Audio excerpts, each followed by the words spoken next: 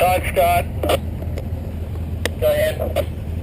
We're quite a ways ahead of you. You want us to just stop where, I don't know, a couple hundred yards or quarter mile from your house? Yeah, I'm standing over here by these guys. I'm getting them started, and I think we got to just kind of keep the same pace. 10-4. What's up, man?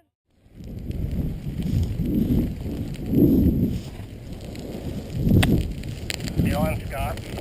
Go ahead. Where did you go?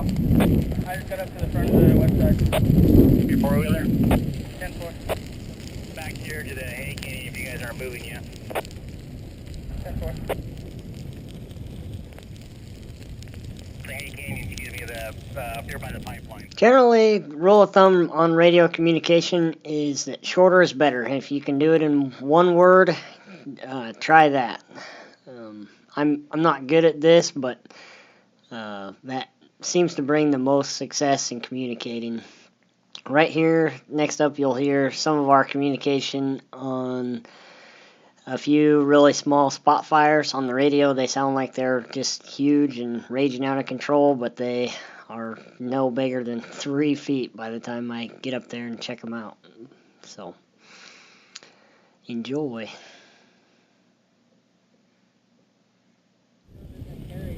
Scott, Yeah. Quentin. Go ahead, Quentin. How far down the hill are you? I don't know. I'm up here on top where there's these canyons are torching on the west side, so I don't know.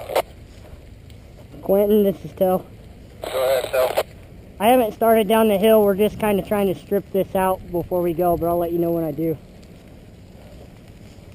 Okay, we're going to hold up. We're halfway around these corrals then. 10-4. And you copy that? Come back. Hold up just a little bit. Okay.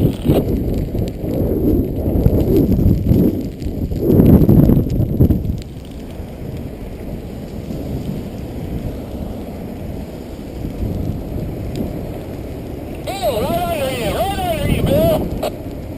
And back up. Drive ahead, Nick, drive ahead.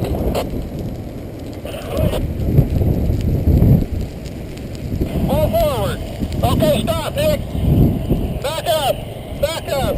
Back up, Levi. Stop, Nick. Okay, we got it. That's the second fire that pickup started today. You're going to have another big one going up here in a bit.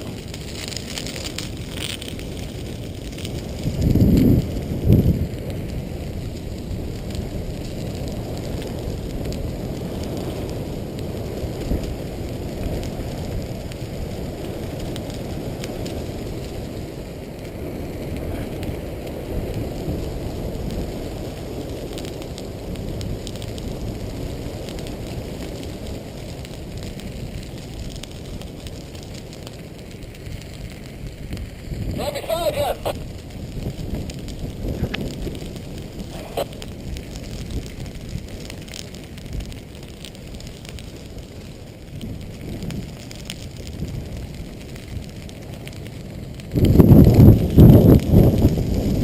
Another one, Bill. Right your feet. Pull ahead, Nick.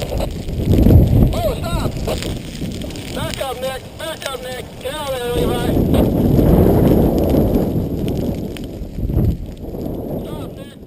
All right, one of our spot spotters was able to take control of that in helping to guide the units. It's really hard for the slip-in driver to see and know where to move to get his hose man in the right position, and so that's how they decided to handle that situation. It seemed to work pretty well. If you don't like it, that's fine. Don't use that. Come up with something better. But just one example of how to handle that.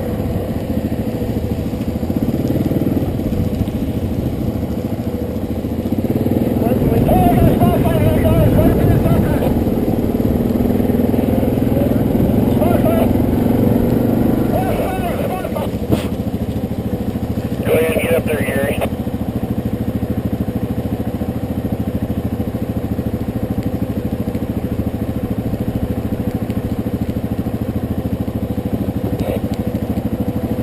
I'll set up there. Hold on.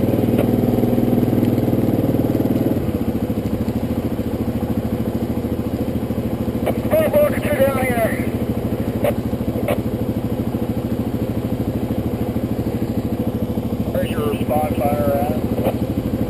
On this side, coming off and four coming.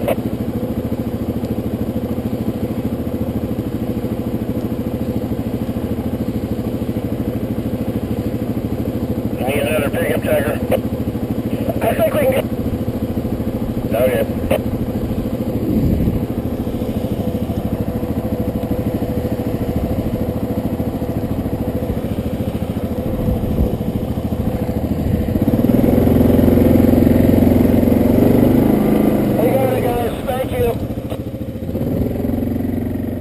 So there's a case where maybe somebody else or I should have broke in on the radio and tried to give assistance to make the situation more clear for people up and down the line. But you can see how ineffective radio communication was right there. We had some people radio in, ask, where is this thing at? How do we get there? And all that excitement on the radio, and it's out in less than a minute. So being clear and concise on the radio is helpful, and if you're maybe observing the situation, maybe getting in and helping out in that way so that spot spotter can concentrate on putting out a little spot or something. Maybe that's more helpful. But you can see how it gets confusing. This next clip that we're going to see, we have permanent radios in some of the slip-in units, and most of those drivers are also wearing a radio on them, and you'll hear that squelch coming through. That radio just squeals. It is because those two mics are too close together. The solution to that is to turn down or turn your handheld off when you're in a slip-in or close to a slip-in. This also happens if you're too close to someone else. Scott, this is Rod. We are getting a little breeze to the west side. Pushing your line? Not pushing the line, but there's smoke going all across this hay ground. Okay, if you can have all your mop-up crew maybe bump up and start spotting that, if that's the case. Yeah. Go ahead, Doug.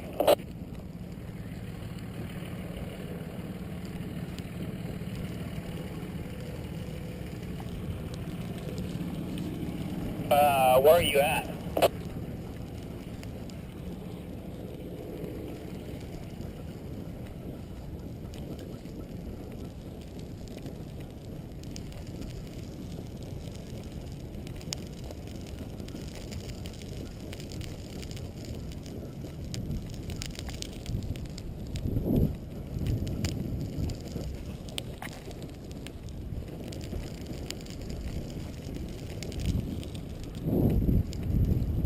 The east side or the west side?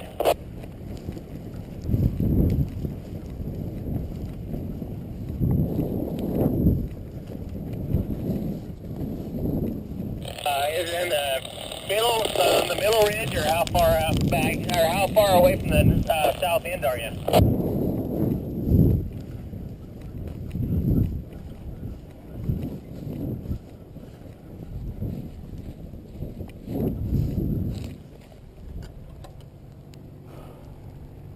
And do you think that's north of where they're at now?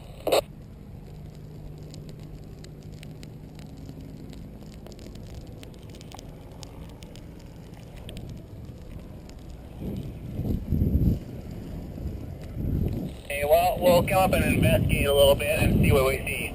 Al and Mark, are you heading that way? I'm over at the southwest corner where I am understanding what he's saying.